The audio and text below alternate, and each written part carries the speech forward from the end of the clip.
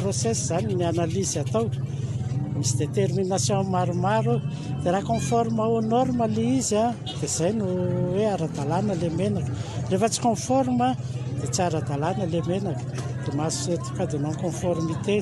Ho an'ny menaka en vrac manokana na ireny menaka amin'ny bidon jaune ireny, tsy mbola nahazo fitarainana ireo mpamigady sy ny mpanjara ary ireo mpampiasa menaka raha ny fanadihadiana nataonay. Izy aloha hatreto mbola tsisy fitarainana, maro ny mpanjifa toy eto fa mbola tsisy fitarainana aloha hatreto, ary mbola tsisy hoe réclamation négative na ohatr'izao, mbola manaraka ny fenitra tsara daholo. Misy mihitsy ny fanaraha-maso akaiky ny entana izay vatsinay na any amin'ny angalana anazy zany na efa tonga eto Antananarivo aza. Izy zany efa misy taratasy mihitsy hoe manaraka ny fenitra azo jifaina eto Madagasikara sy ny hoe azo ampiasaina. Nanjifako tato eo amin'ny 3 ans eo zay fa mbola tsisy problème hoe menaka simba na hoe tsy ampy fatra, menaka mandro io.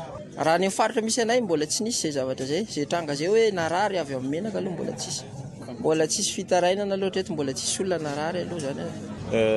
Ny karazana menaka ampiasainay dia menaka any amina grossiste no alaina tonga dia le engros be ireny no ampiasainay, dia menaka madio sy ara-pahasalamana tsara.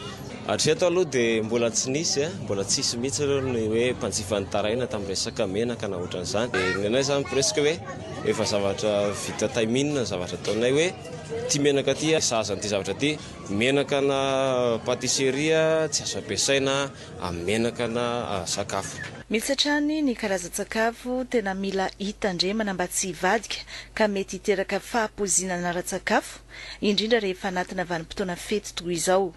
Manentana ny mpanjifa rehefa mividy zavatra dia miverifier date de péremption, tsy vidividy foana zavatra tsy azo antoka. Dia ilay fomba fitehirizana sakafo koa zany tena entanina ny mpanjifa amin'ny resaka frigo sy ny hoe fanafanana ny sakafo. Tokony hitandrina amin'ny fanaovana mayonnaise, tsy tokony atao aloha be ny fanaovana mayonnaise, fa voalohany indrindra atody tsy misy vaky no anaovana mayonnaise dia atody akoho. Dia rehefa manao azy raha vita ilay izy ka mbola tsy sakafo dia amprimina anaty congélateur aloha.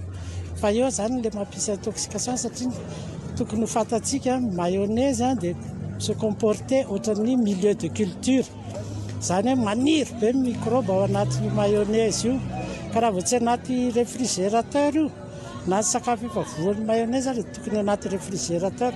Fa io foana ny olana zany, izay no nampahafantarina ny mpanjifa zany rehefa mikarakara sakafo. Toerana maromaro no nanaovan'ny toerana fitiliana kalitao ny sakafo na ny ACSSQDA fitsiriana ny kalitaon'ny menaka teto Antananarivo. Fa hivadika lafomba vao avy tsika efa hijanona.